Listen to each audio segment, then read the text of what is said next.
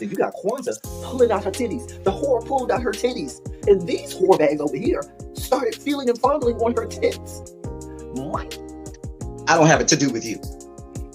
Girl, you can go over there, rant and rave. Girl, you can shake all your rainbow bright hair all you want, dear one. I'm not doing this. I'm not doing this with you, dear one. I'm not doing this with you, dear one. I don't have nothing to do with you, and I'm done. Baby, you can scream my name from the rooftops from now till Jesus come back. I'm done after this. Introduced to Tick's Meat. Do you see what I see? Did y'all really hello, casting, wardrobe, y'all let him roll up out of wardrobe with these pants on, giving us all of this, thinking we were not going to see it? We have been waiting with bated breath and anticipating all season long for the slightest glimpse, and y'all just put it out there this episode in all of its magnificent glory. Listen, that young man said, baby, you ate on this first date, you giving up the cooch on the first date, okay? Well, you gonna run me my coins. Run me my cooch or run me my coins. Run me my cooch or run me my coins. Run me my cooch or run me my coins. That's our new theme song. That is the new song. Listen, somebody need to put a beat to that. Run me my cooch or run me my coins. Run me my cooch or run me my coins. This what y'all got going on. Called out Sandcastle. Sand, bitch. Ow. Oh my God, it was so funny, girl.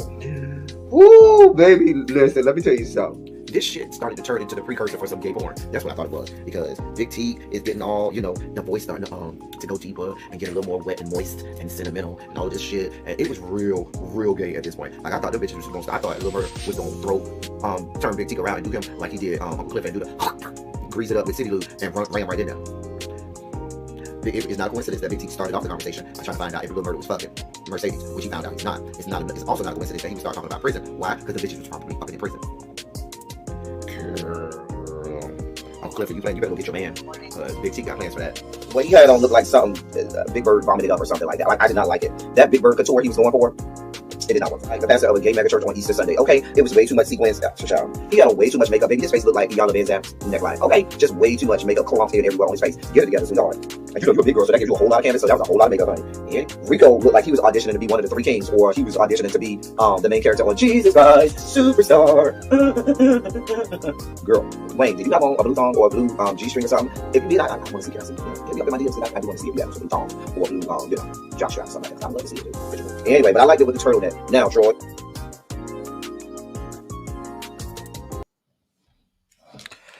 Hey people, what is up? What is up? What the hell is up?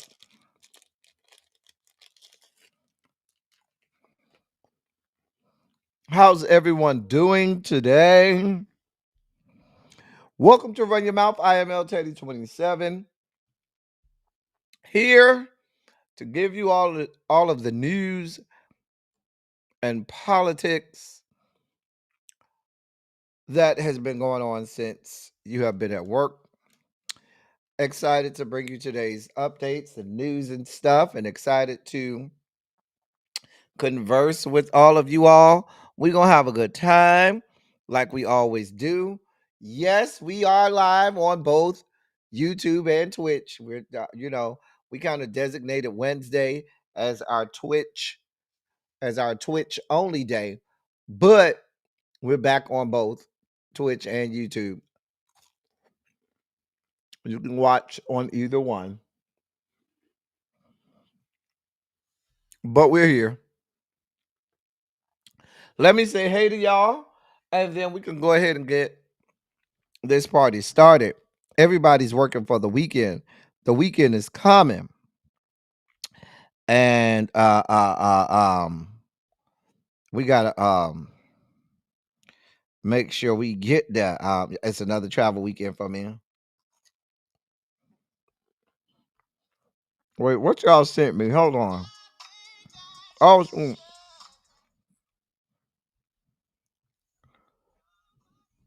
Abby just sent me something on the members only chat. Oh, I can't stand her. You don't know me, Abby. Child, I'm looking at this video Abby sent with the man with the Christmas tree cakes. Anyway, hey, the informed, what's going on, sir? Hey, Jocelyn, lovely 31 Blueprint, Tracy W, Candace F, Cassandra, Tamra, Crazy Homebody Girl, Tanya McNeil, Mama Bees. Hey, Mama Bees. Green Girl, what's going on? Terrence, what is up? Y'all still over there in Mexico? Y'all still partying it up over down to the Mexico on y'all honeymoon? Jeannie, what's going on? Hey, friend. Tracy C, how are you, my love? Uncle Jay, it's good to see you. Hey, Paul. Paul said he is tired. I hear you, Paul. Paul said, listen, I's tired. And that's what Paul said. Hey, Tracy, see? Crossfaded in Mexico is so they still over in Mexico. Hey, Chef, coming to us all the way from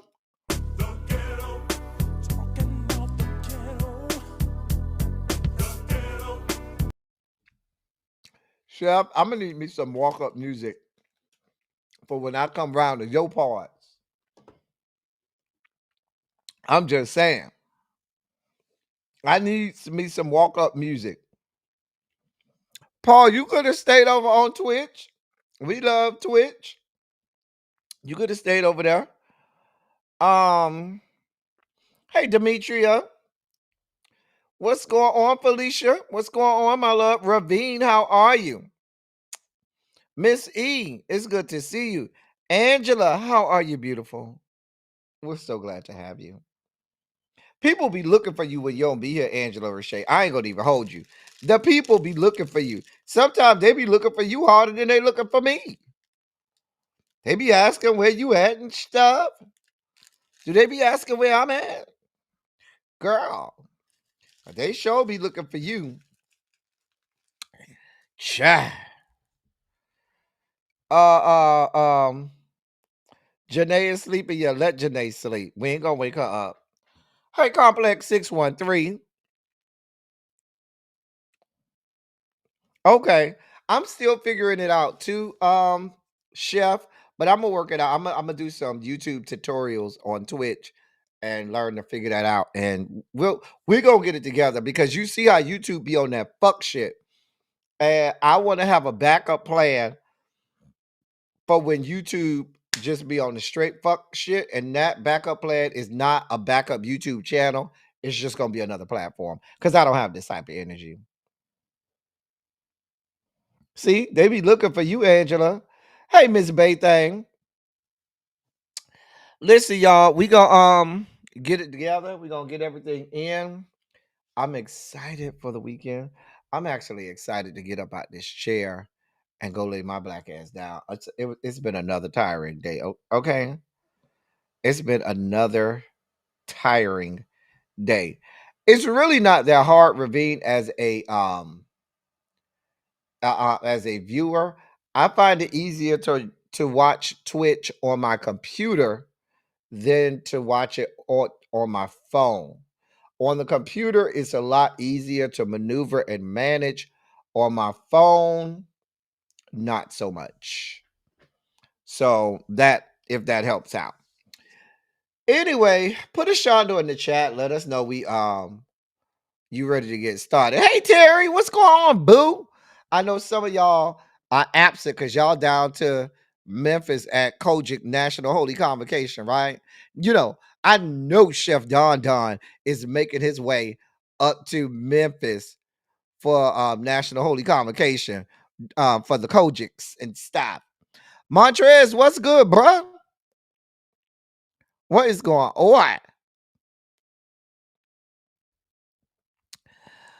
All right. It looks like we're ready. And with that being said, ladies and gentlemen, non-binary gender conforming members of our audience, I bring to you the late great Larry Myers to help us usher in our Sugar Spike segment.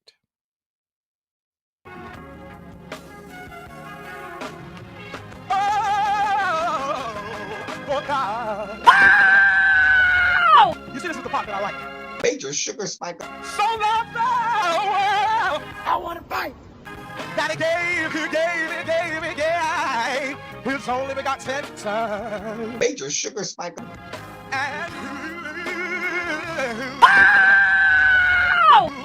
shall ever believe. Major sugar spike. They shall not perish, but have everlasting life. Taste the biscuit. Jesus. Thank you, Larry. So we start off today with the update that I've been giving you all for the last few days. Transportation Secretary Sean Duffy telling you all that if they did not open up the government immediately, that they was going to have to make some hard choices with regard to air traffic and flights within these yet to be United States of America.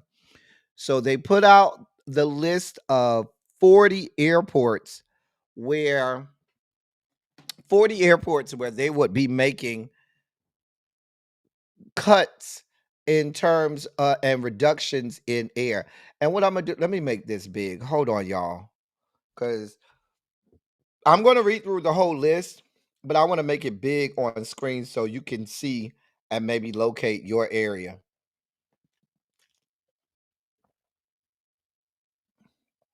All right, that's better. And I'm doing this because we don't know when this shutdown is going to end. It could end tomorrow, it could end a month from now, it could end next year. So we know Thanksgiving holidays are coming up. We know there are other things that you may have to travel for. Some of y'all may be traveling to Memphis for Holy Convocation. Some of y'all might be going to Orlando for the Classic.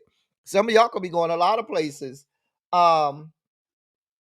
traveling for work and weddings, other things. And so you need to be aware that this is happening. So let me read this to you. Many of the largest airports across the country will see a noticeable reduction in flight offerings starting tomorrow as the Federal Aviation Administration implements new steps to maintain air safety amid the ongoing government shutdown. The preliminary list of 40 airports operating at reduced capacity is subject to change.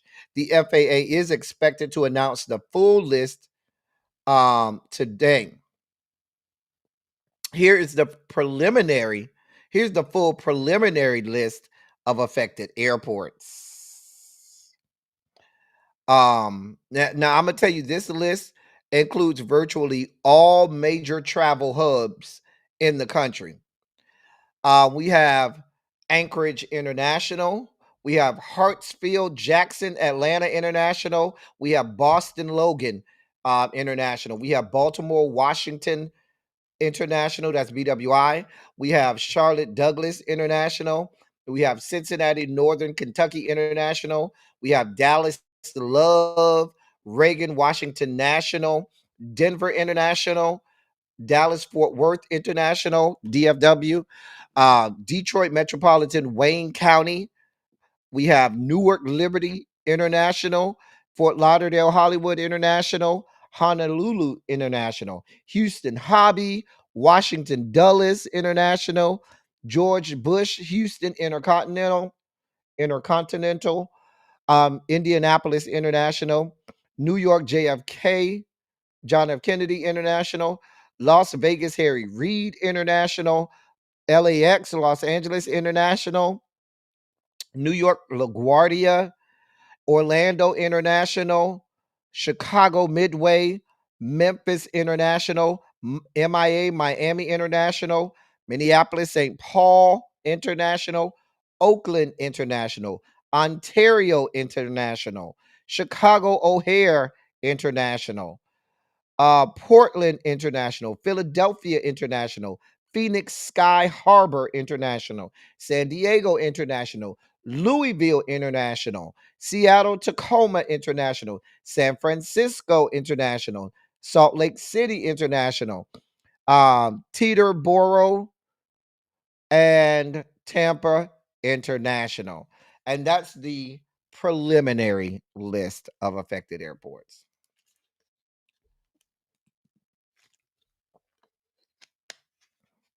That's the preliminary list of 40. So as you start to search for flights for Thanksgiving, hopefully you already booked your flight, but the problem with that is there will be cancellations. Cancellations are expected even for flights that you've already booked. So hey Butterfly, hey Xavier, because you've been absent from class the last few days. Hey Xavier. Hey grown woman, don't try me. What's going on, Jason? Put a 27 in the chat if I named the airport in your area or an airport that you plan to visit. Hold on for a moment, y'all.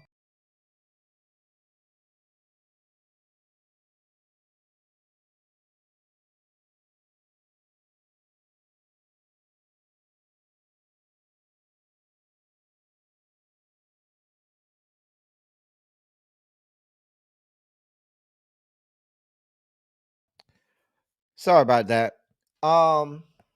Put a 27 in the chat if I called an airport either in your area or the airport that you are planning to fly into.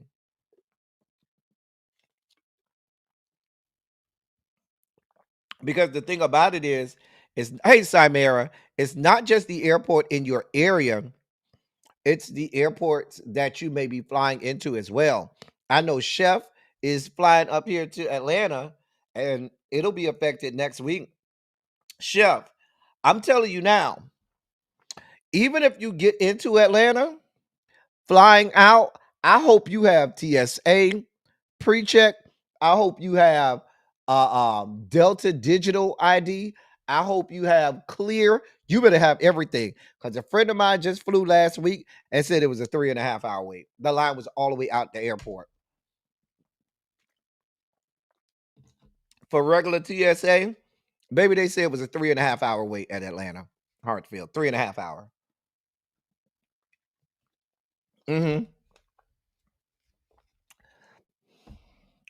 So that is just about every major hub in the country. You have a team flying in too. Check. Listen, Chef. Check your flights and continue to check your flights daily because there may be some cancellation. Even if you have a flight, there may be cancellations or delays in your flights. In December, and you was going to Logan, Boston Logan, and check the and if you haven't booked a flight, understand that since there are going to be reductions, that's going to be across the board at all of the airlines that fly into that airport. There are going to be across the board deductions in those airlines. Now, here's where the problem is. If every major hub is affected, I'll give you a perfect example. Atlanta Hartsfield, Charlotte Airport, Houston Airport, Miami International, Detroit, LaGuardia, Reagan National. Some of these hubs, LAX, Denver is a large hub as well. Some of these major hubs, Orlando, if there are delays at the hub, those hubs affect everywhere because most of those hubs have connecting flights to smaller airports or to other larger airports. Now, one airport that I did not hear that I did not read on this list that I'm very surprised that wasn't on this list. Oh, it's there. I just missed it. I was about to say. I know I heard Chicago Midway, but I was like, oh, here not on there. It's on there. It is. Mm-hmm. I hate O'Hare. I really hate Chicago O'Hare. Mm. But listen, y'all. Hey, Quake, what's going on? Look at your. You're gonna have to be very vigilant. Check every week or every few days to make sure. Hey, aloha, Simons. Check every few days to make sure. Hey, Kia from DC, that your flight has not either been canceled or delayed. Your pre-check and your clear is expiring. Wow. Clear should be easy. Clear, all you have to do is re-up and pay. Now, I think if you have Amex, American Express, I believe you can get clear for free if you have American Express.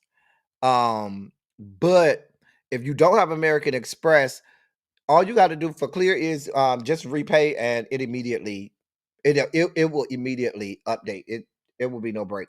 Now with pre-check, that's a little different. So I don't know if they'll make you go back in. Like, you know how you have to go into the little TSA office, but with this government shutdown right now, I don't know what that process is with with your pre-check, because TSA is not working. So with the renewal of the pre-check, I'm call or maybe go online to see if they can give you some guidance about checking on your renewal for pre-check. That's a very good question. Matter of fact, I need to see when my pre-check is. How long is pre-check? 5 years? How Shoot, my pre-check might be up. It's not because I've flown this year. But I need to check. I think pre-check is what, 5 years or is it 8 years? I don't know. But what I do know is this is a major situation. I forgot about DFW. DFW is a huge and major hub as well. Thank you, V Carter. And if you fly Southwest, Love Airport is their major hub. I think they were started out of Love Airport. But Love is the major hub for Southwest. Mm-hmm. So all in the DMV are hubs: BWI, Reagan, and Dulles is a hub. I know BWI and Reagan National are hubs, but I just don't know people to fly in and out of Dulles like that. I can't stand Dulles. Me and that Charlotte airport go always have beef because they ain't got no fucking trains, and you got to foot it on in that bitch. Charlotte airport has just as many gates and terminals as Atlanta, but Atlanta at least has the train. Charlotte ain't got shit, and you got to foot it. And it's always packed in Charlotte Airport. And so now you got people that's got to move people out the way. They got the stupid little signs telling you how long it take you to walk to the various terminals. And that shit sometimes take like 30 minutes to navigate through. Ciao. Chef say my brother's in Memphis and he traveled all day yesterday. They canceled his flight and he didn't end up in Memphis until yesterday evening. He left it in the ciao. He had convocation. He's down to the Kojics. Child. You know them sex parties down to the Kojic gonna be dumb. It's gonna be the Kojic, the sex parties they have during Holy Convocation. Baby, listen. Trying to tell you.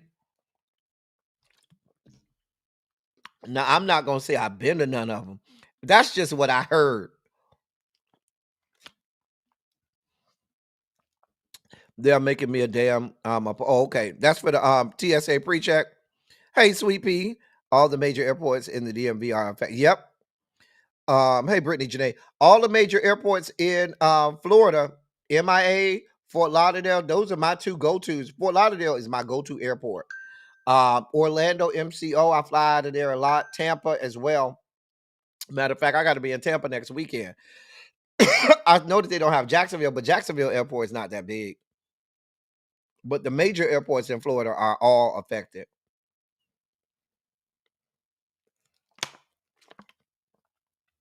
I'm surprised New Orleans airport is not on there. Hey, Precious Jewel. The Inform said they don't claim Dulles. Cymera, you are the first person that I have ever heard say they like Dulles. Nobody I know likes Dulles Airport.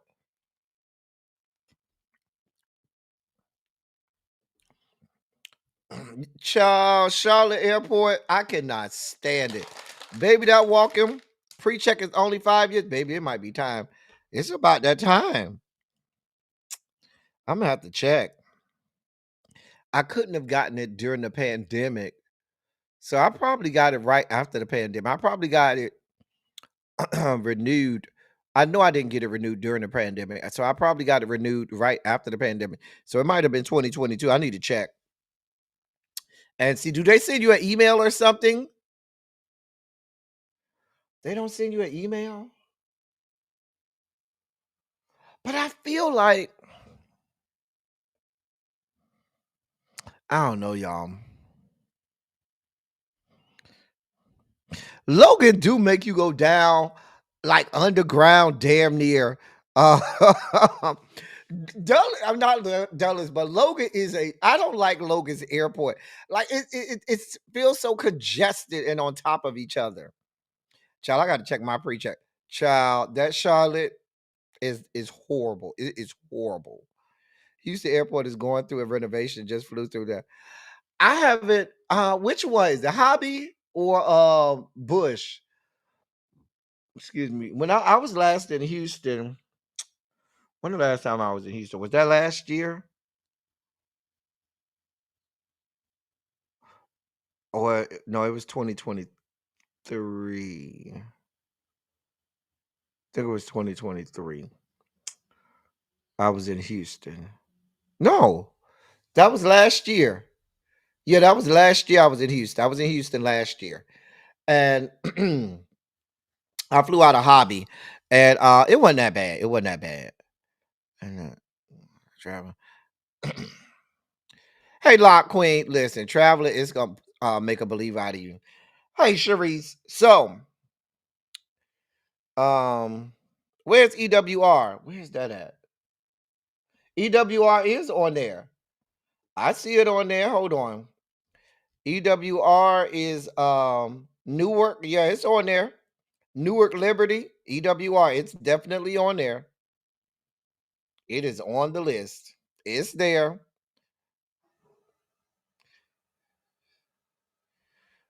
DPG says Dulles sucks and so does Newark. I'm trying to think, have I ever flown into Newark? I don't think I've ever flown into Newark. Oh, that's why you like it, because you get free shit. The only airport I've been to is LAX and JFK. I've been to so many airports, it'll make no sense. Oh, so they sent you an email. Okay, so I guess they'll send me an email when my time is up.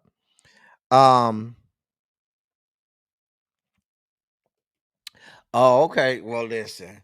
For those of us that do have to walk in freaking that Charlotte airport, it is not fun. To send you an email. I just got one at mine. Oh, okay. Child, I'll be waiting for them to send me one. So that means I must have renewed recently then. Okay. But is it like all you have to do is pay the money, or do you have to go back in and show your passport? I don't remember. I do it. I know I've renewed at least once, and I don't remember what I did. Philly's airport is pointless. I mean, I have no problem with Philly, but it's just not a lot of traffic that goes through Philly's airport. It should. And it gives everybody anxiety. Lucky you, Sharice. Rent a Sprinter van, that's a long drive from Dallas all the way to Atlanta. What's this like? By 18 hours or something like that. Hey, Savon, that's a long drive. Child. Listen, Charlotte is the worst airport to me, even worse than Atlanta. They just had to pay. Told me I needed. Oh, so they just had to pay them, but they told you needed. Oh, that ain't right. Mama B said she had to go back. I don't remember. I'm only 2 hours away from Philly, so I can take Amtrak. Yeah, most people they don't fly into Philly because they stay in surrounding areas, so they either drive or take the train or something like that. I think it's a little more than 12 hours. It's just 12 hours. That ain't that bad. I mean, you could drive for like 6 hours, stop over and find some country trade down to the Mississippi or the Alabama, and then drive the other 6 hours on in. Now, me, I would just drive the 12 hours straight. I can thug it out sometimes driving. I'll thug that bad boy out. Let me get these good 12 hours out the way. These hours ain't gonna do themselves. These hours are not gonna do themselves. But yeah, I wanted to bring this to y'all first so y'all would y'all can start making arrangements. What is MSY? I don't know what MSY is. They Liz, I mean, they do help you get there faster, but if you're in a rush, mm-mm. If you're in a rush, them things they don't make no sense. Okay, child, that Charlotte is a mess. That Charlotte airport is a mess. Anyway, so I wanted to give y'all that update. That's enough to make anybody that information about these airports. That's enough to make anybody spike the fuck out. Do you hear me? Anybody. I'm just saying.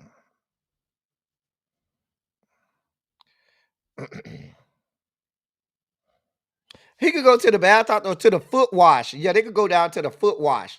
You know, in Alabama, you can go down to the foot wash, find trade down to the foot wash. In that field where they do the foot wash and stuff. That's where you can find trade.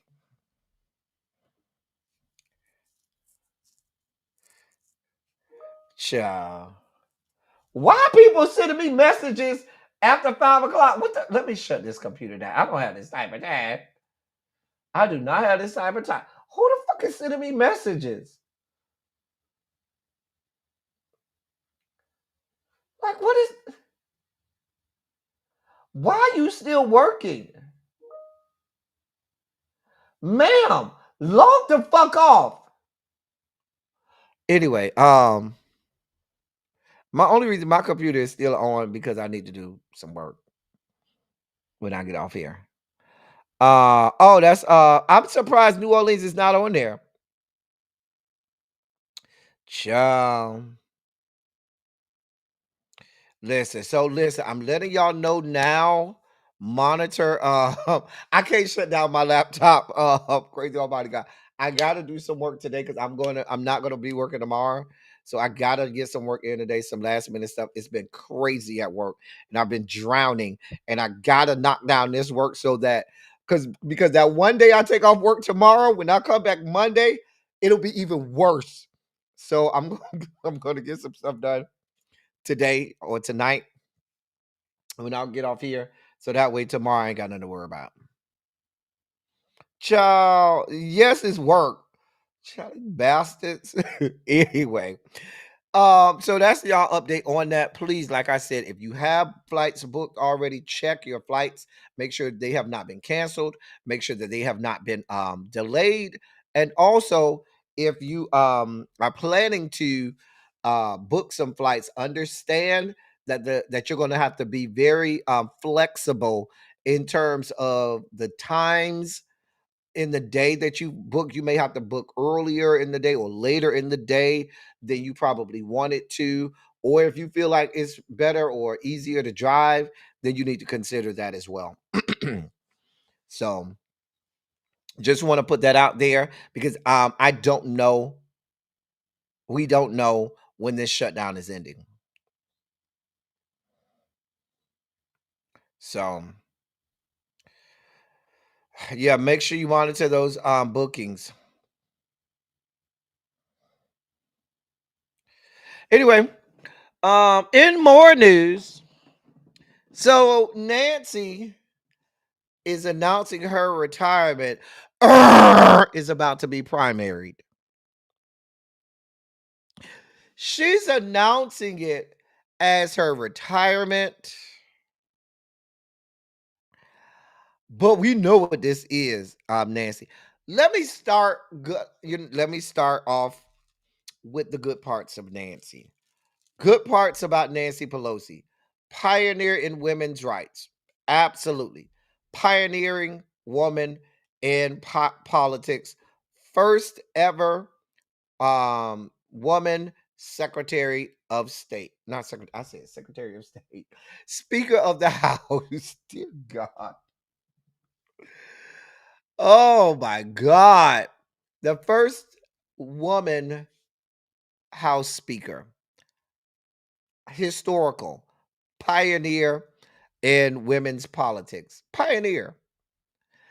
The way she was able to get her party to get on board with the Affordable Care Act. She was one of the leading architects, and she was the speaker during the Affordable Care Act when that was passed.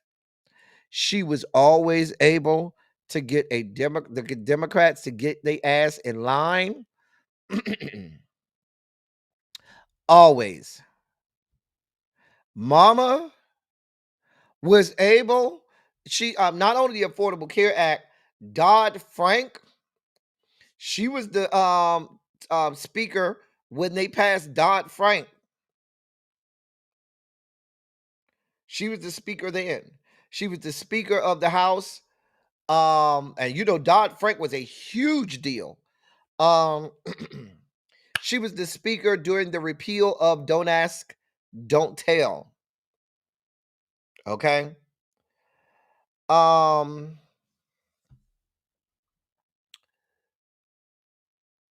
There was a lot of great things that happened while she was speaker.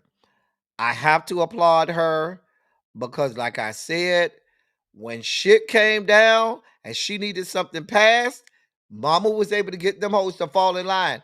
All factions of the party, progressive wing, establishment wing, she made everybody fall in the line. She had some pitfalls. I'll never forgive her when her and other white members of Congress took a knee with kente cloths on and stuff. Remember that mess, that debacle? She stayed in way too long, though. She stayed. I don't think that she should have taken the reins. And I'm going back on my own. I thinking when the Dems regained the White House, I mean the House in after the 2020 election, and she went back in as speaker. I said at that time they probably needed her to galvanize and solidify votes. But what ended up happening was the reason that I thought that she was going to be productive was she had been able to get the Democratic Party to coalesce around her and go along with what she said during her first tenure in speakership, but then during that second term, when there were a lot of promises made to Black people, when there were a lot of things that Black people were supposed to get, she never got. We never got the voting rights, the John Lewis Voting Right Acts. We never got the George Floyd Police Reform Act. We never got any of the things that they promised to us. And so her second term as speaker did nothing for us. We got nothing.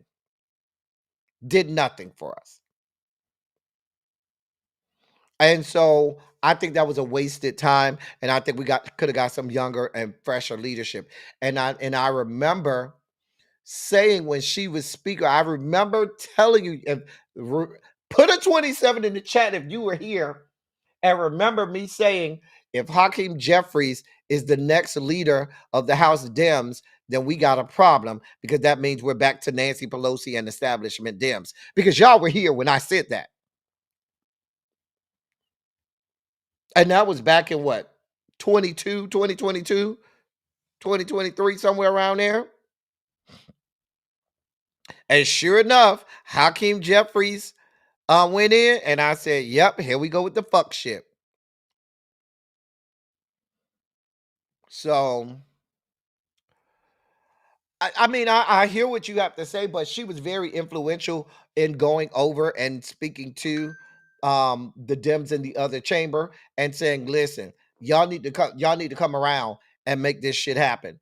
Even though she was House Speaker, she always was influential in not just getting the House Dems in the order, but she would go even to the speak to leaders in the other chamber and say, listen, we need to make this happen. So but we know what this is, Nancy. You're not retiring. You know that you're about to be primaried. I just did a profile about a week or two ago on what's the man? Forgot his name. Oh God, it's right on the tip of my tongue. Oh, God, now I gotta look it up. Out of San Francisco. Hold on, y'all, I got it.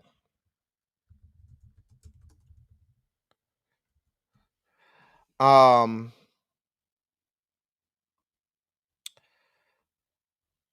God, I can't think of this man's name. Hold on, I got it right here. Oh, what's this man's name?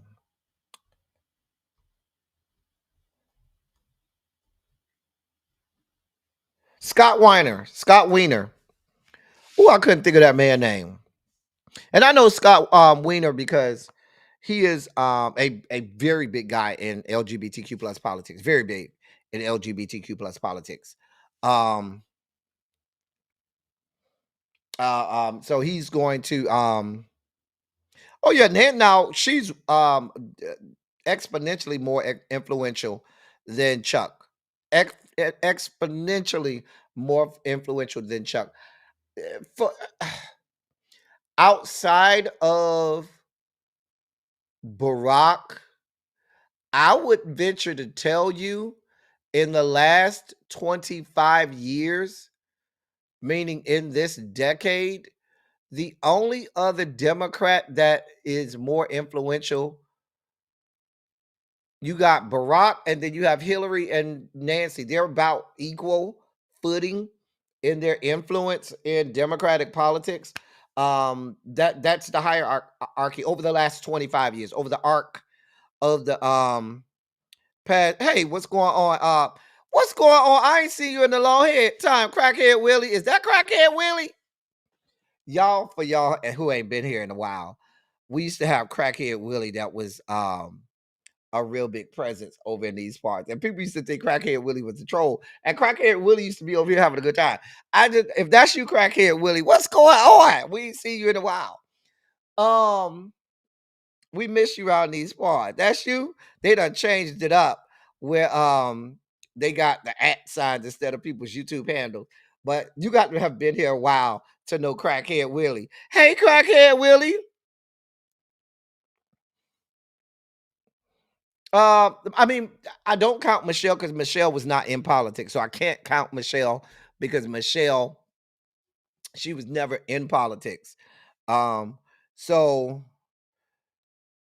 but you got Barack, and then you have Nancy and Hillary right there. You know, Barack is at the top, and then Nancy and Hillary are right there with underneath Barack in terms of influence within the Democratic Party in this century.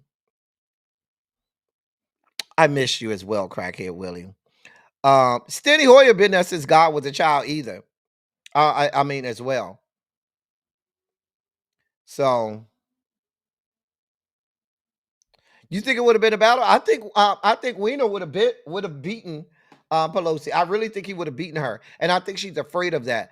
I think Pelosi is a strategist. Like her or hate her, Pelosi is a strategist. And I think what Pelosi sees is that the writings are on the wall and that the electorate doesn't want the old guard anymore. I think she looked at this election 2 days ago and said, yeah, let me just bow out gracefully. I mean, let me go and ride out into the sunset with my husband, the man, and just keep it moving. So, but I think it would have been.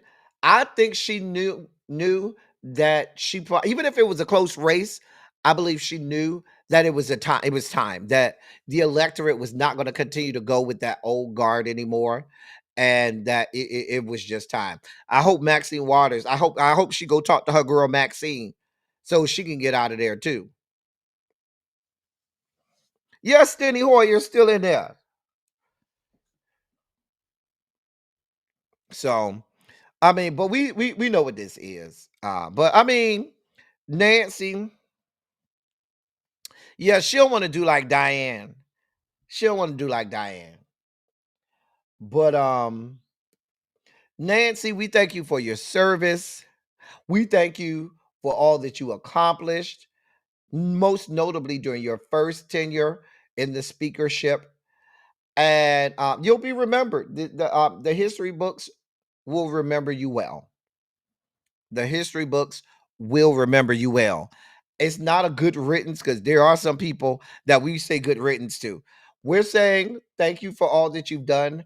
Thank you for your service. Thank you for your history, the history that you made while in office. Now, we need you to go from the side. Just advise from the sidelines. That's it. That's all.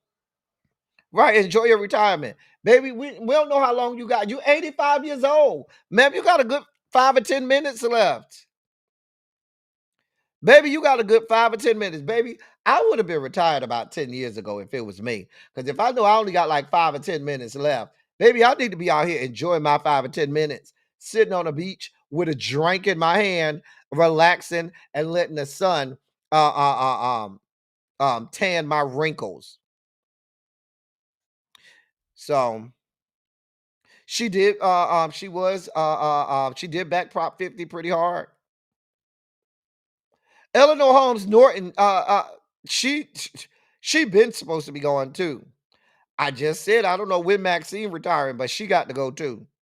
Even my frat brother Benny Thompson, it's time for you to go. I know you over there in Mississippi, but it's time for you to go and give somebody else a chance, Benny Thompson. It's a bunch of them.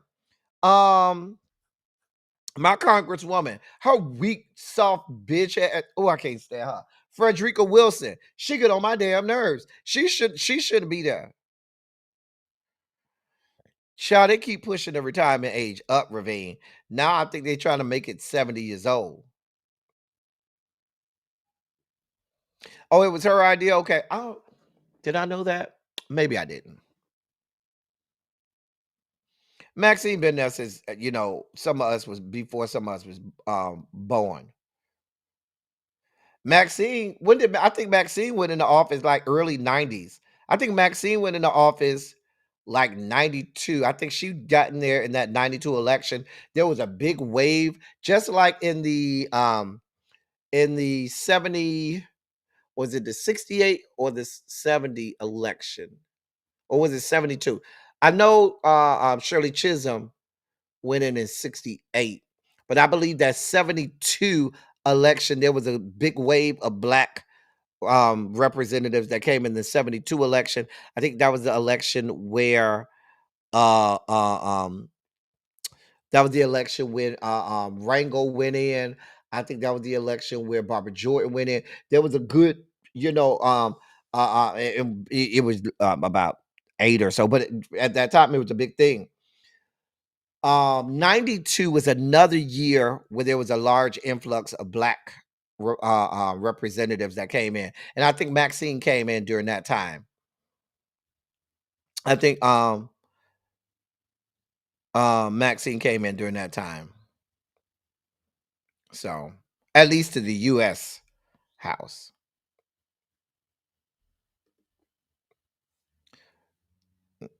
Exactly.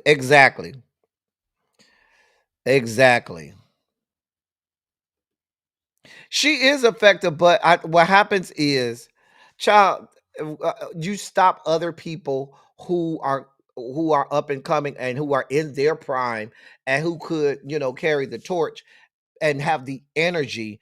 You stop the wave. You stop the wave of leadership that comes through when you stay that long, because what you're essentially saying is, oh, nobody else can do this. Well, somebody else can, and you just aren't giving them a chance. And so now, how many leaders were left out of the ability to do that because you stayed so long?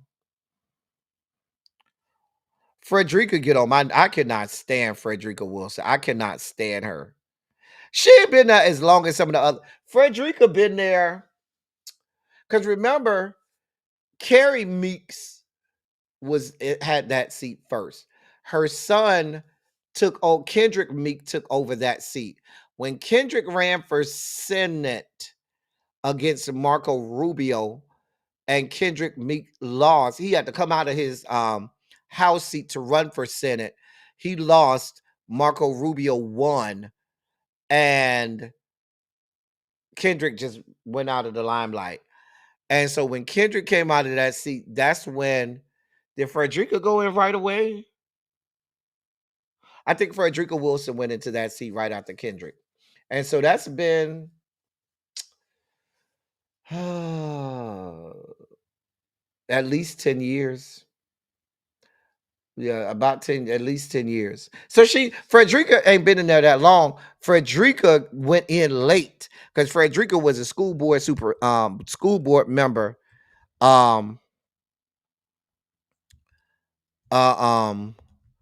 She was a school board member. She was a member of the school board for a long time. She was a principal. She was a teacher.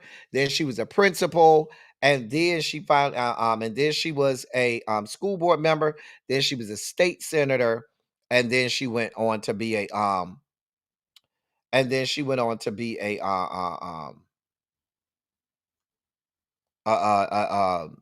U.S. representative. But I want to say, let me check and see. Frederica went in.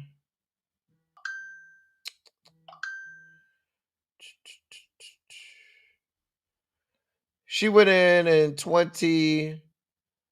2010 election. Yeah. So it's been 15 years. It's been 15 years for Frederica. Mm-hmm. She went in, she was elected in the 2010 election. And she went in right after Kendrick Meek. Mm-hmm. Yep. She went to Northwestern. Mm-hmm. She went to Northwestern. That school. Child. That's technically that's the school I should have gone to, because I was that was in my neighborhood, but I was in the magnet program and I went to Miami Central. Uh-huh. Anyway, but yeah, Nancy, we thank you for your service. That's all we got for you, ma'am. That's it. That's all we got for you, ma'am. Okay. And with that, we love you. Thank you for your service. But ma'am, go with God. Go with God. Go with God, Crispy. In more sugar spiky news, the Department of Homeland Security has been lying. The Department of Homeland Security erroneously told a watchdog group that it no longer retains text messages required by law, saying the misunderstanding stemmed from the department ending its use of a system that automatically preserved messages. And American Oversight said the admission raises questions about whether officials are following their obligation to manually save their messages, and that they have yet to receive the public records it requested.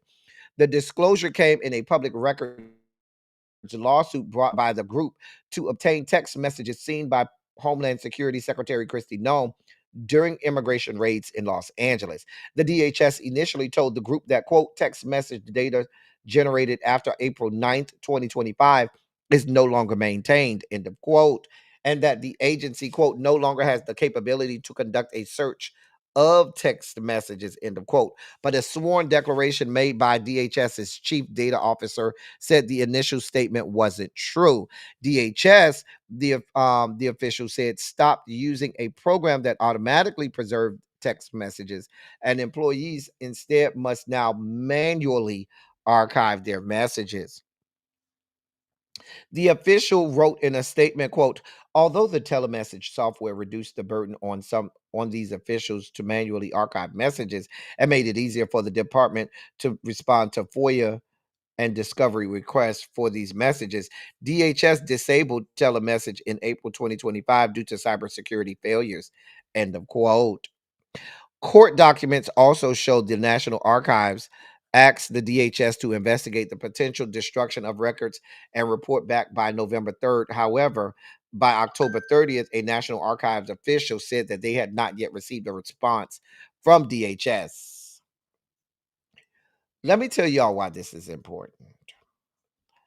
By law, every member of these agencies are required to archive their text messages and their emails by law, required. Now, there was a program called Telemessage installed on their phones that would automatically save and archive their text messages. They removed that in April of this year because they wanted stuff to slip through the cracks. You heard them say that it is now the duty of the individual employee or DHS official to archive their own text messages. How many of y'all believe that they're going to do that?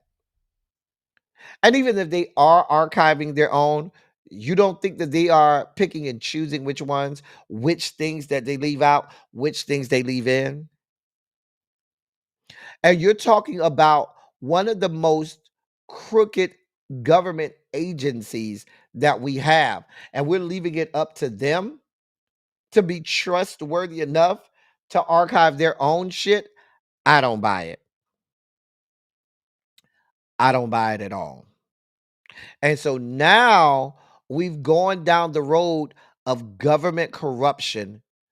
And at this point, when people try to subpoena these records, or people apply Free of Information Act on these records, and they try and look for it, like the man said, they won't have a way to search for it because now it's just up to the individual employees to archive their own shit. And we know they're probably not doing that. Well, you know, each department has an inspector general that's supposed to be independent and make sure you know, of compliance and everything. I just read to you that the National Archives just sent them a message asking them to report back to them about the potential for the destruction of these records, and they haven't gotten back to them.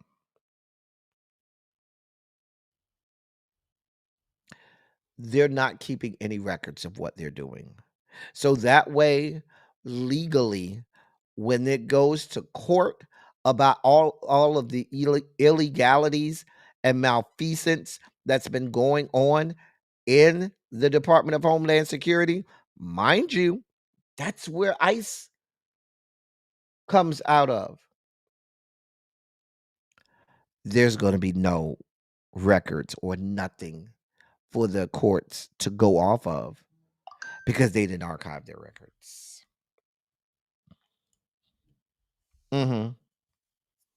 This is happening. This is happening.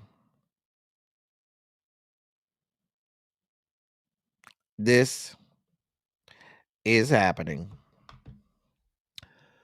Moving on. Speaking of this is happening, well, in addition to Republicans across the fruited plains losing their goddamn minds since Zoran Mamdani won his election to the mayoral seat in the great city of New York,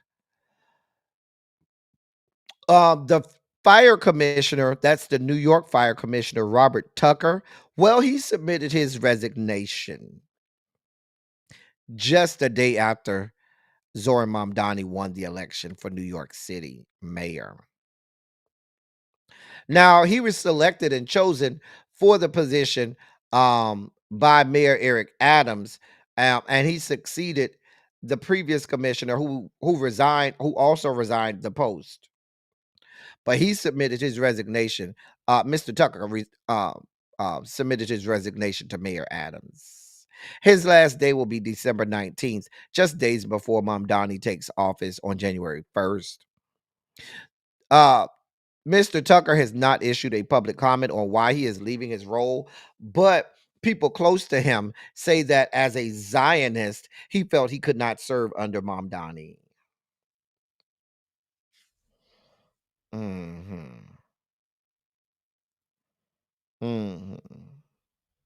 Y'all see what's happening, right?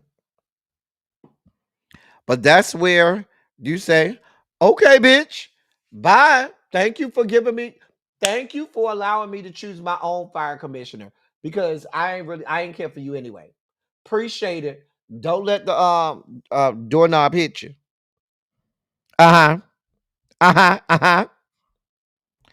Listen, I would not mince words with that man. I wouldn't feel no types of way about it. Baby, you want to go? All right. Okay. Mm-hmm.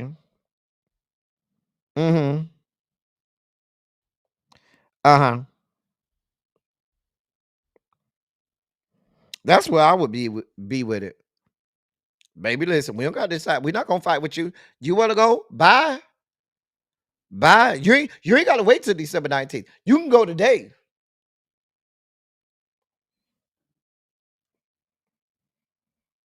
Hey, Catherine Powell.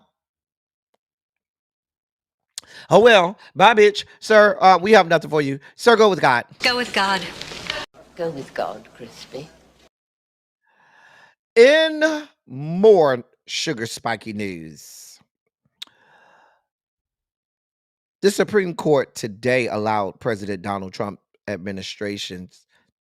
administration to enforce a policy blocking transgender and non-binary people from choosing passport sex markers that align with their gender identity. The decision is the president's latest win on the court's emergency docket and allows the administration to enforce the policy while a lawsuit over it plays out. It halts a lower court order requiring the government to keep letting people choose male, female, or X on their passport to line up with their gender identity on new or renewed passports. The court's 3 liberal justices dissented. The High Court has sided with the government in nearly 2 dozen short-term orders on a range of policies since the start of this administration. Now, that doesn't mean it's a permanent victory for them, but the lower courts told the Trump administration that they had to continue to allow people to put M, F, or X as their gender marker. The president and his administration said, no, we're not going to do that. The lower court says, yes, you have to. It went to the emergency docket of the Supreme Court. Supreme Court said, yeah, they have the right to tell them they can't do that while this plays out in court, which could take years. Here we are. Here the fuck we are. In more sugar spiky news. Well, text messages sent by a Border Patrol agent appear to show he bragged to colleagues about his shooting skills after wounding a woman charged with assaulting a federal officer in Chicago. Agent Charles Exum shot Miramar Martinez 5 times on October 4th after authorities say she and another driver rammed vehicles into an SUV Exum was driving on the city's southwest side. The messages were presented as evidence in federal court yesterday. Martinez, a 30-year-old U.S. citizen, and Anthony Ian Santos Ruiz, 21, also a citizen, are charged with assault on a federal officer using a deadly or dangerous weapon. In the text message, Agent Exum wrote that he had, quote, an amendment to add to his story. Um, End of quote. The text wrote, quote, I fired 5 rounds and she had 7 holes. That in your put that in your book, boys. End of quote. So basically, he's bragging about shooting U.S. citizens. Mm-hmm.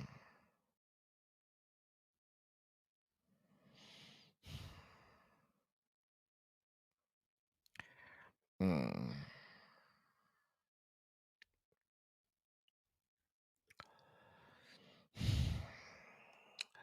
Moving on. In our next sugar spiky story, Wisconsin state legislators have introduced a bill that would allow civil lawsuits against health care practitioners, that would be doctors, who provide gender affirming care to youth. Senate Bill 405 would create, quote, a civil cause of action against a healthcare provider who performs a gender transition procedure on an individual who is under 18 years of age and who is injured, including any physical, psychological, emotional, or physiological injury by the gender transition procedure or related treatment or the after effects of the gender transition procedure or related treatment, end of quote. Patients would be allowed to sue their providers until they reach the age of 33. Dozens of community members spoke against the bill at the Senate Committee on Health hearing on health hearing Wednesday, including Abigail Sweats, executive director of FAIR Wisconsin. The organization also collected a submitted thousands of pages of written testimony from people across the state, speaking to why the bill would be harmful for transgender youth. Quote, it is incredibly important that we listen to trans people when we're talking about their medical necessary health care. It is also incredibly important that we stop debating their humanity and that we stop using anyone's individual experience to score political points. I am immeasurably lucky to have incredible trans people in my life, many of whom I have known since they were children. It is difficult to see this legislation perpetually putting them in a position of having to defend their existence, the validity of their own identities, the necessity of their own health care, and the value of their own lives.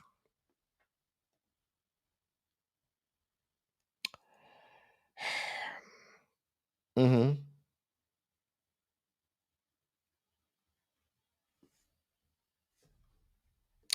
Doctors can now be sued. As we um stumble out of the sugar spike segment and belly flop into the dossier much further, we have the tragic death of we learned today of the tragic death of former Dallas Cowboys NFL player Marshawn Nealand. Now,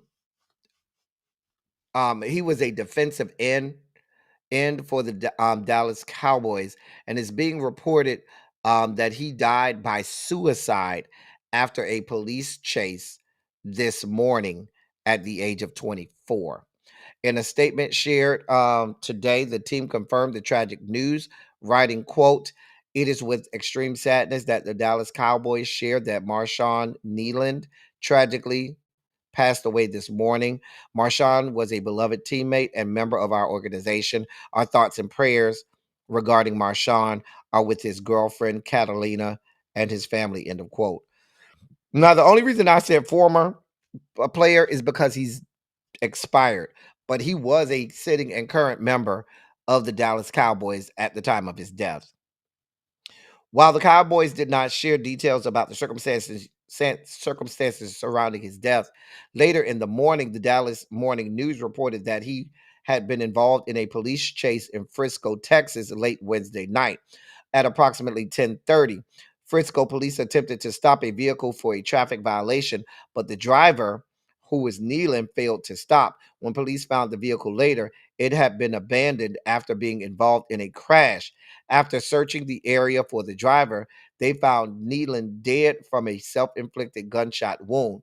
Neelan's agent, Jonathan Persley, called the loss, quote, a pain I can hardly put into words, end of quote. He said, quote, I am shattered to confirm that my client and my dearest friend, Marshawn Kneeland, passed away last night. I watched him fight his way from a hopeful kid at Western Michigan with a dream to become a respectful professional for the Dallas Cowboys. Marshawn poured his heart into every snap, every practice, and every moment on the field. To lose someone with his talent, spirit, and kindness is devastating. My heart aches for his family, his teammates, and everyone who loved him. And I hope they feel the support of the entire football community during this unimaginable time. End of quote. He was from Grand Rapids, Michigan, and his family and loved ones back there have been pouring out messages and honoring him. Um, just this past Monday, he scored his first career touchdown in the team when they played the Arizona Cardinals. He recovered a block punt and scored his first touchdown of his career.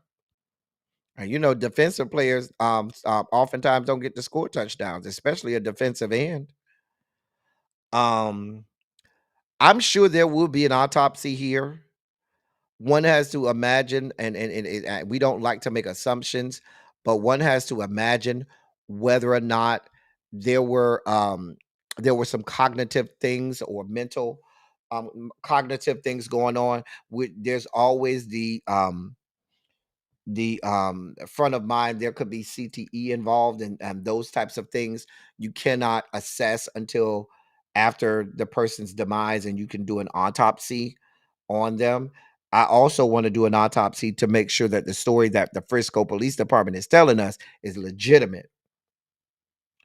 So certainly we'll wait to hear about that, but to know, but there is reports also that says that he sent text messages to his to loved ones saying goodbye. And I believe TMZ was reporting that.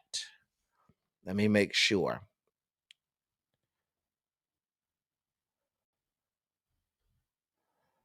Uh yeah. What the hell? Um yes, TMZ um is reporting that uh um operators in New York, dispatch operators, 911 operators in New York heard in Texas, not New York, Texas, are heard relaying information from his girlfriend who stated she received a concerning message from Neelan, the damn pop-ups, and was trying to contact his agent. The girlfriend said that Neelan was armed and had a history of mental issues, and she was quoted saying he would quote and she was quoted saying he would quote end it all, end of quote.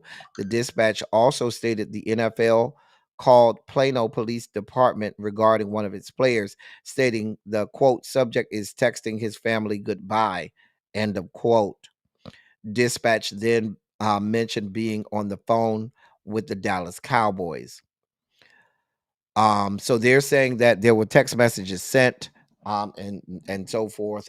Listen, we have to take mental illness seriously, and I think as a country, we just don't do that.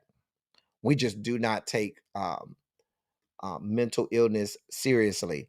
Mental illness is just as devastating on a person as physical illness. It is, and I just don't think we take it seriously enough. But certainly a life going too soon. We certainly send our prayers and condolences to his family, friends, and loved ones. Paul Pierce is a piece of shit.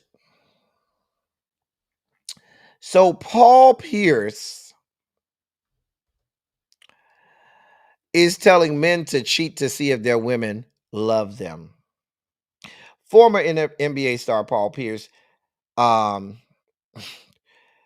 was recently on a podcast, right? I'm there's video of it. Hold on. Hold your line. Let me get the video for y'all. Hold on. Hold on. Cause y'all ain't gonna believe me. So I just need to let y'all hear it for y'all self. Hold on. Hold your line.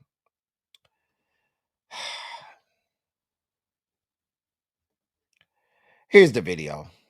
You really want to know if a girl love you, you need to go out and cheat on her. Let's see. If you really want to know if a girl love you for real, go cheat on her and see how she react. Now we gonna see what's real. I'm just saying, like, I don't know. Tell me. But what you really want to know if a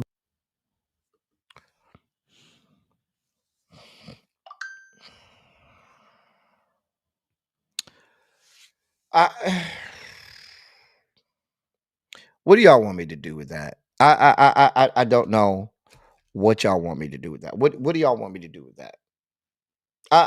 There are no words. Like, these people are divorced from reality.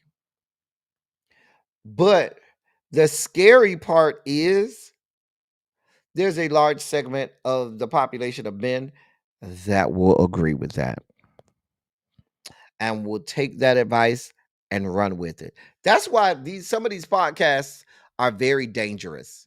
Some of these podcasts out here at this point are dangerous.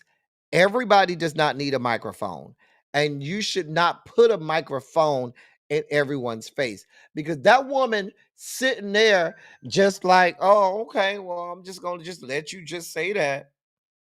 No pushback. Like, why are you even platforming nonsense like this? And we wonder why the youth of America is the way they are.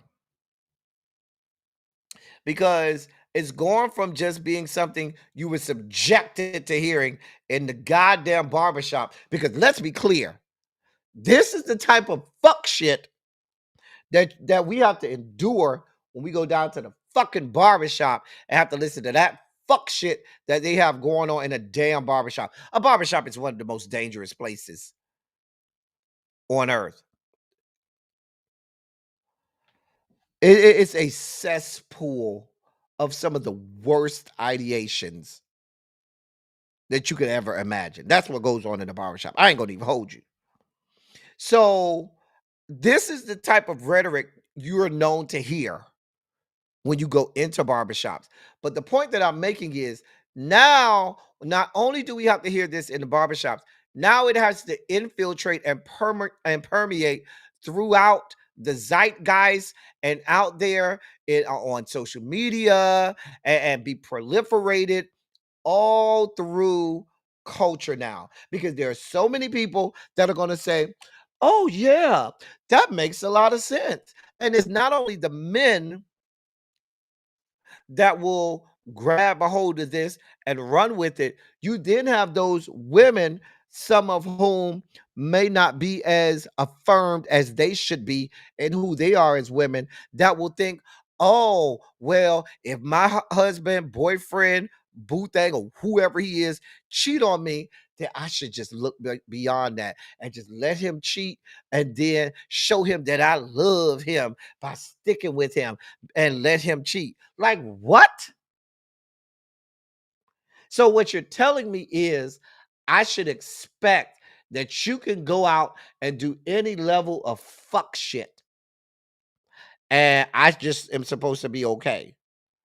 And that's my proof that I love you, because I allowed you to go out here and dip your spoon into sugar bowls, perhaps bringing diseases back to me that could permanently affect my life. Like, this is what we have going on.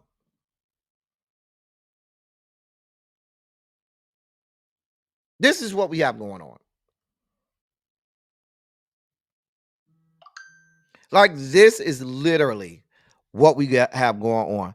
Again, I do not understand why these people get platformed.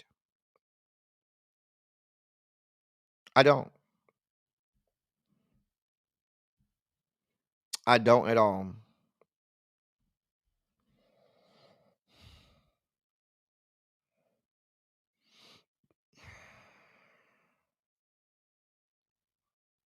But y'all going on out there, let him get you fucked up. Because I'm trying to tell you, going on out here with some ladies I know talk about, yeah, I'm going out there to cheat to see if you love me and get your ass fucked up. I'm just telling you. Y'all trying to get people fucked up. That's Paul Pierce if you need him. In more sugar spiky news. Well, no, I'm sorry. Not more sugar spiky news, excuse me. In more pop culture news, further deeper into the dossier. So academics the other day said that Stefon Diggs currently have 4 baby mamas, 4 kids from 4 baby mamas, and currently have 4 women pregnant from 4 different women pregnant while he was dating, while continuing to date Cardi B. Well, a paternity test is now confirmed that he is the biological father of Aileen Lopera's child.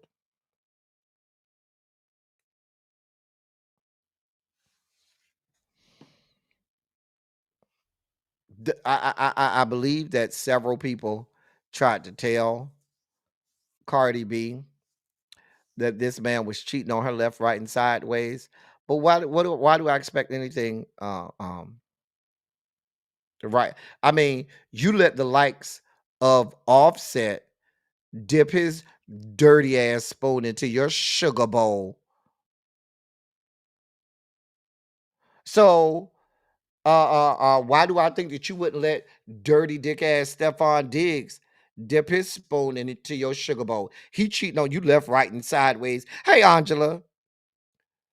And I mean, you are a woman that lacks good decision making, good choicing skills. Like, you are escaped from good decision making.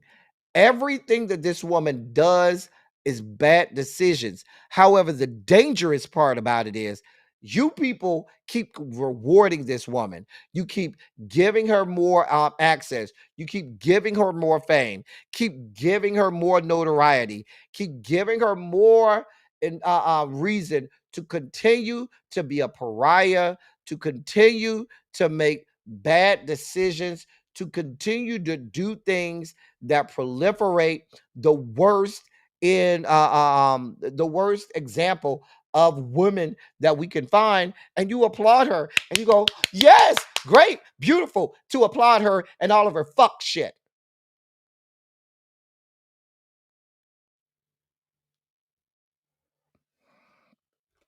The man, before he got with you, was an ain't shit ass motherfucker.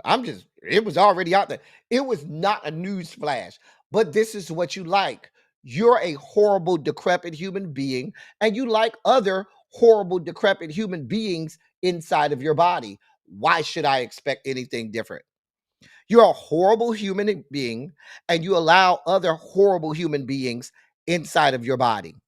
So the fact that he's cheating on you left, right, and sideways, I figure you okay with it. I figure you say good, beautiful. I figure you probably think like Paul Pierce does. Oh, by me letting him cheat, that proves that I love him. The fuck out of here. Just a mess. Just a damn mess. But y'all like this shit. Y'all like these whores. Fucking mess.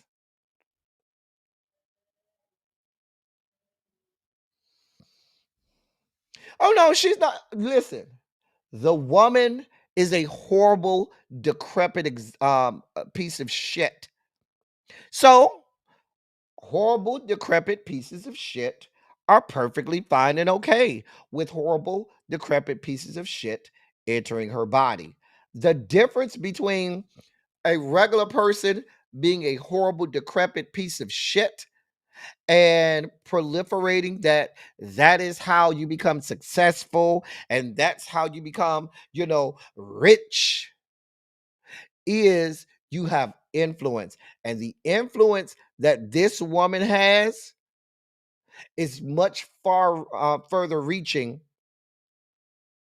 or farther reaching I should say, than just a regular piece of shit walking the streets. So what she does is she gives credence, and in some people's minds validates fuck shit. She, if anything, she validates everything Paul Pierce said. Everything that Paul Pierce just said a few minutes ago, where we were all like, that shit sounds crazy as hell, she just validated.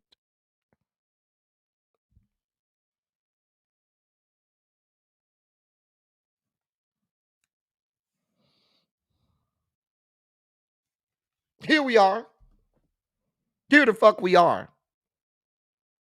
And then you wonder, because you validate this, you make these men feel like this is okay, this is the norm, this is the standard. And now men are out here crazy as hell thinking, yeah, it's okay for me because I'm a man and I could be out here having a bunch of babies with a bunch of different women, and you just have to deal with it because that's your way to show that you love me.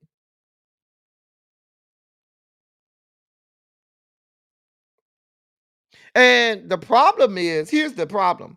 The problem is, especially, and this is not directed at you, Uncle Jay, but as I've been looking at this story and I see the comments and stuff, a lot of the Rainbow Coalition compound, they high five this fuck shit. And they say, oh, it's no problem. Right? Because many of them, they'll look at a Stefon and they'll say, oh, he cute to me. Well, I'll let him beat my box in too. And that, as if that will explain away his level of fuck shit and fuckery. But if he was ugly as hell, then everybody will be like, everybody will be ready to, burn him at the stake. Then it would be a problem, because a lot of people determine whether a person is good or bad simply based on their looks and whether or not they would let them smash. Here we are. Here the fuck we are.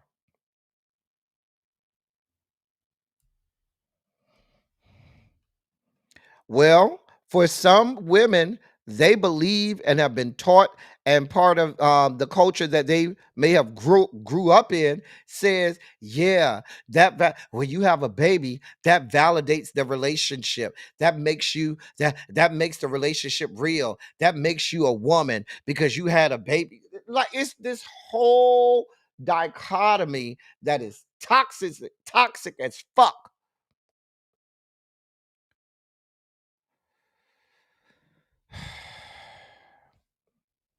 Like, that shit ain't cute that you got all of these baby mamas, all of these kids around here.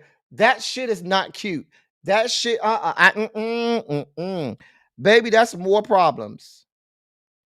What that says to me is you are someone who's not serious. Not someone who has managed to take life seriously. And the reason that I can say that is you're producing lives all over the place, just haphazardly. Just producing babies all over the place, having no stability there. And don't tell me that, oh, well, he got money so he could pay for those kids. That does not equate to stability. That doesn't equate to stability. You, at that point, you're treating a human being, a child, as if it's a commodity, as if to say, let me just throw some money at that and then it'll fix the problem. That's not how people work. That's not how lives work.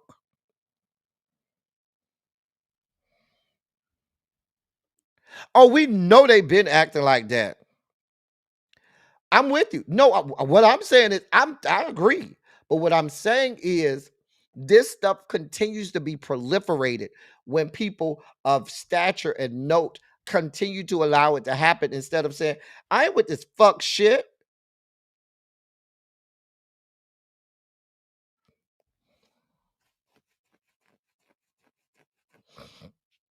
Yeah, Cardi B is destructive to people. But she ain't shit. She been an ain't shit ass motherfucker. From the time we met her, she ain't never been shit. She never will be shit. Exactly. The children are the real losers. I see no winners on this screen at all. Nobody's winning. Let's move on. Speaking of pieces of shit.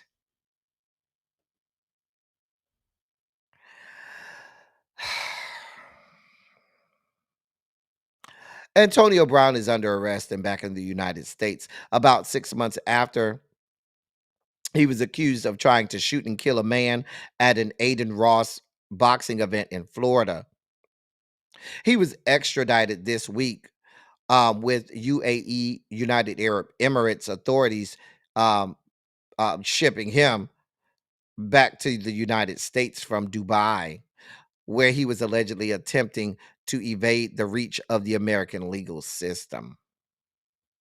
He was accompanied by federal agents, according to TMZ, to the New York metropolitan area, where he was turned over to local police. He is scheduled to be sent back to South Florida, where the incident took place. He will be held at the Miami-Dade Department of Corrections and charged with one count of attempted second-degree murder with a deadly weapon. Lock his ass up forever. That's it. That's all. I have nothing else. Lock his ass. Remember, he was riding a bike and shit. I have the mug shot here. Remember, he was riding a bike and shit, and talk about, yeah, y'all can't catch me. Remember that? And let me show y'all this mug shot. He looks a damn mess. He looks a fucking mess. Here's the mug shot. A mess. Just a damn mess. Lock his motherfucking ass up forever. Throw away the key. Get him out of here. We want no parts of him walking around society ever again in life. Ever again in life. We have nothing for you, sir. Sir, go with God. Go with God. Go with God, Crispy. Well, look at who we have here.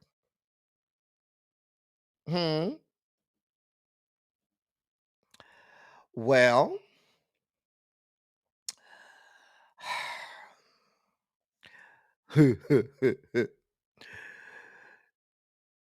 Sean Kingston and his mother, Janice Turner, have multiple years in prison that are, ahead of them, right?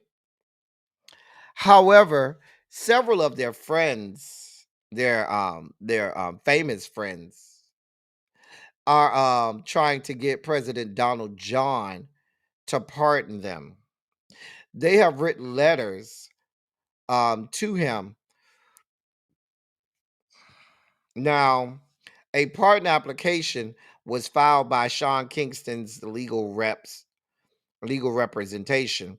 Um, Along with that pardon application were letters written on behalf of Soldier Boy, Jack Doherty, and Safari. Well, that ain't a good cast of characters.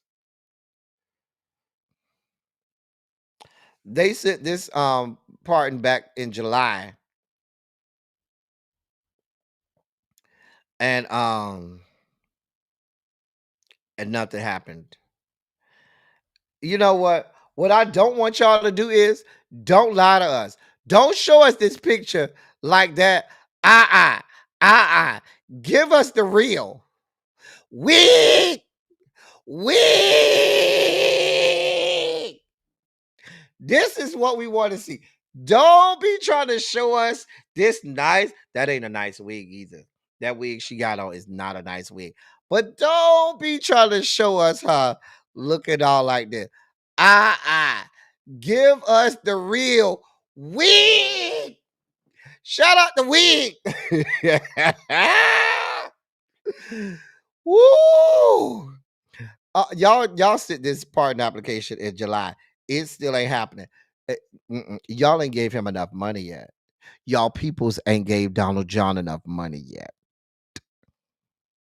You have to buy pardons in this administration.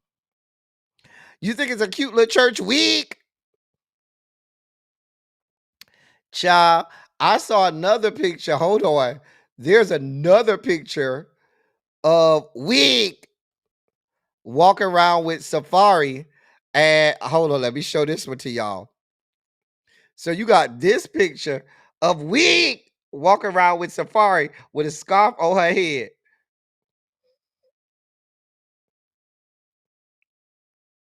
So you could tell she a bald head heifer. Wig ain't got no hair. She ain't got nothing underneath that Scully. Show us the real wig. Don't be trying to show us this right here. We know who she is. We know her for her works. Wig is bald head. Bald head. Okay. Listen, this ain't happening till y'all offer up the right amount of money, okay? It ain't happening till y'all offer up the right amount of money, okay? Go with God. Go with God, Crispy. In more news,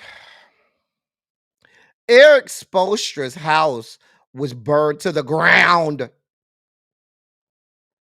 as you can see there. Miami Heat coach Eric Spoelstra returned home from a road game this morning, only to find his Coral Gables mansion engulfed in flames. At 4:30 a.m., Miami-Dade Fire Rescue responded to reports of a house fire. By the time more than 20 emergency units arrived, flames had taken over the residence.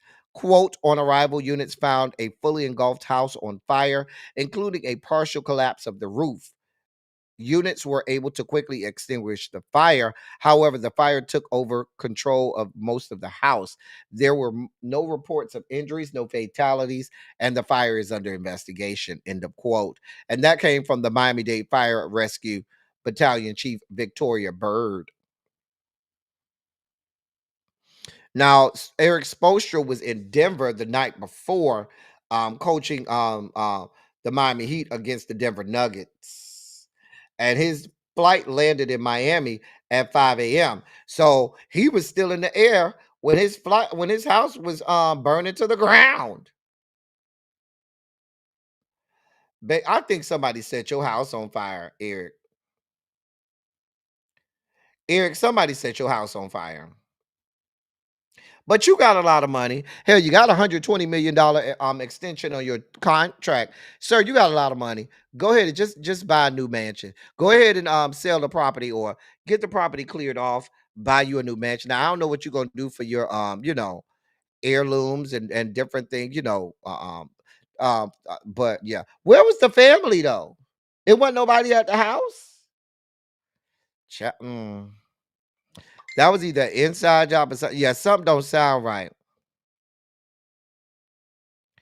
Something don't sound right. Anyway, in our last story of the day, every time you open your mouth now, Mario, you more and more sound like a piece of shit.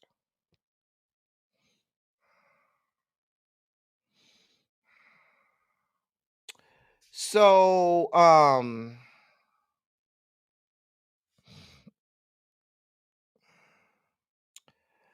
people were learning that Mario's current girlfriend is not black. So, you know how people do. They got in the comments section and they started to give him flack for not having a black woman or girlfriend or whatever. Um, and people were saying that he hates black women and so forth. Um, one person on Instagram wrote, "Are black men scared of dark children?" Now, I'm gonna show y'all the picture. Hold on for a moment. Here's the picture of the girl, right? That's his girlfriend. So the people were doing what they do and saying, "Hey, da da da da da." So Mario um was asked in one of the comments if he had a problem with black women. He was on Cam Newton's podcast recently, and he started to speak to this. And he said, quote, "My grandmother, my mother, my family members, my aunts, a few of the black women that I have dated in the past, my relationship with them were all different. I can't compare one to the other. My grandmother was my hero. She was the contrast in my life when it came to understanding the importance of a black woman, the strength of a black woman, the soul of a black woman, the relationship that a black woman could have with God was an could have with God was unwavering. I was blessed to be born from her womb because she was and when speaking of his mother, because she was talented and unstoppable. But we had a very toxic relationship because I didn't understand her struggles. That resentment shaped how I viewed trust and relationships. Beyond that, I've dated black women, and I know why you asked this question. I recently posted something about the slander that I feel like there is on the internet about black women not being loved based on who I've decided to date, who other artists, who other people, who other black men decide to date that are outside of black race. I'm so tired of the black woman slander. Um, in the comments about how I don't like black women and how black women aren't loved. If you're making these comments, I'm convinced you have a problem with black women. Black women are loved and needed. End of quote.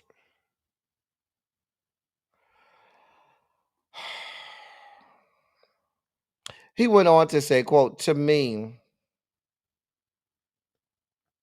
I would much rather see um that on the blogs than see the other side of it, the hate and the bashing of black men who decide to date outside of their race. I've gotten crazy messages, but it doesn't hurt me. It's just a little confusing when I see so many black women who feel the same way, and I want to understand it. The core of my fans is black women. Black women raised me. Black women were the first ones to tell me I'm amazing, the first one to say I love you, the first ones to make me cry, the first ones to make me laugh. So my relationship with black women is evolving. It's evolving every day."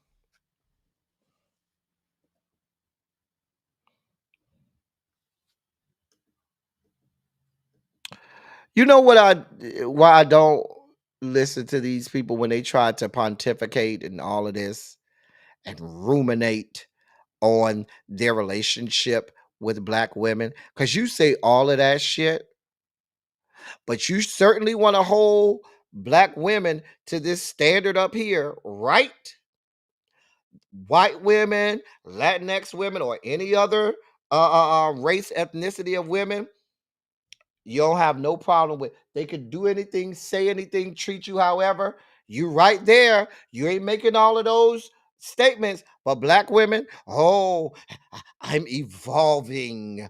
Oh, my mom had this complicated relationship with me, and that's why I don't see it for black. All of this fuck shit. I mean, just come out and say, listen, I have a preference for non-black women, and I'm gonna leave it at that. If you got a problem with it, then take that up with yourself. And I'd rather you just come out and say that. Just come out and say that. But all of this trying to explain and trying to get in front of stuff and trying to make shit make sense, sir, sir, sir.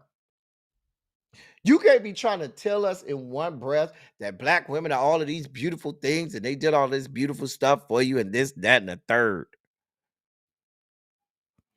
And your actions don't show us the same thing. And why is your response, my relationship with black women is evolving? Hey, Miss Pricey, why is it evolving? What does that mean? Evolving from what into what? Like this whole word salad that he wants to give us, uh, sir. Just if you just come out and say, listen, I don't got no issues with black women. I just prefer to date white women or Hispanic women or whatever, and let that be it. Or if you want to be brutally honest, what you should do is you should say, I'm a man who is a celebrity and have a certain amount of money. And just like the first thing I did was go buy me a Bentley, the first thing I did was is get me a white woman, because that lets you know that I have status, and that lets you know that I am influential. I now have a proximity to whiteness, fiscally and as well as romantically in the bedroom. But all of this, I mean, just tell us, just go ahead and put it out there. All of this word salad sandwich that you giving us, sir, miss us with all of this. Say it with your chest. Because I got a news flash for you. When this shit goes crashing down, and it will, you're going to be trying to crawl your ass back over here looking for cover. We ain't got shit for you.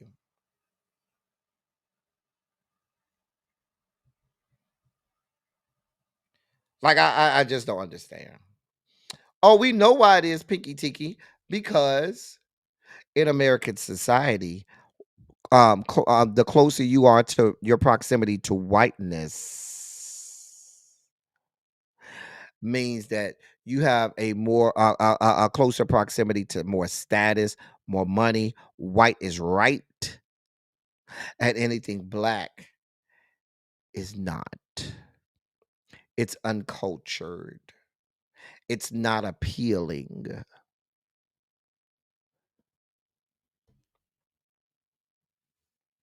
And they can try to mask it and say, because that's the first thing you do. Oh, why y'all hating on me? Because I got a white woman.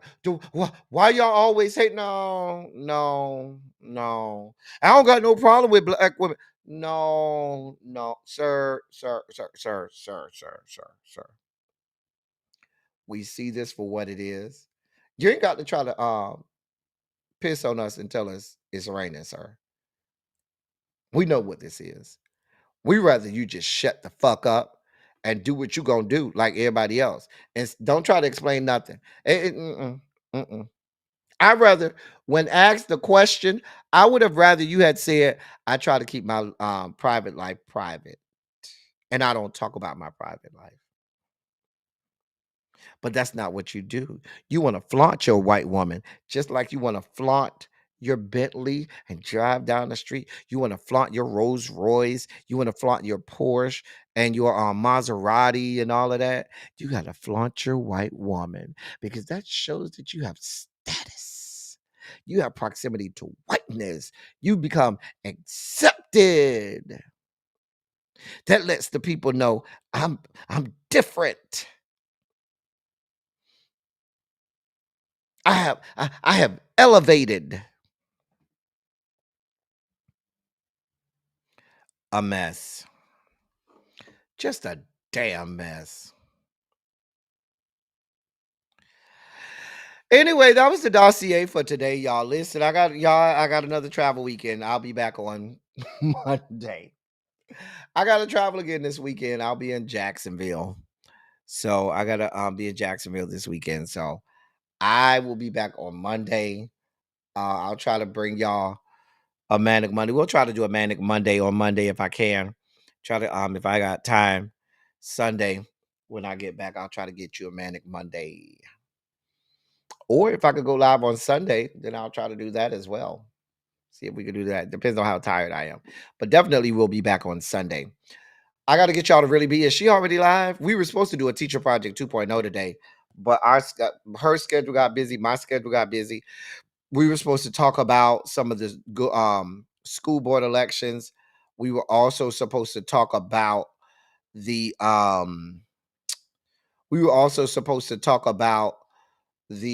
the woman and the teacher in Virginia that got shot by the little boy, and she got a $10 million settlement, court adjudication and settlement today. Not settlement, but she got adjudicated, and the case was adjudicated, and she got 10 million. We were supposed to talk about that too, but her schedule got busy, my schedule got busy, and we just didn't get around to it. So anyway, I'm about to send y'all over there because I believe really, yes, she is live right now. And we about to send y'all over there so y'all can have fun down to the really be. Listen, your Moms for Liberty took big L's. Hopefully we get to talk about that maybe next week. So, as I always say, I love y'all. I love all y'all. Thank you all for being vocal, present, and active. Thank you for doing what you do. Thank you for any and all contributions that you make to the channel. They are much obliged. They're much appreciated. I will be back after the weekend, and we'll talk some more. We'll have more to talk about.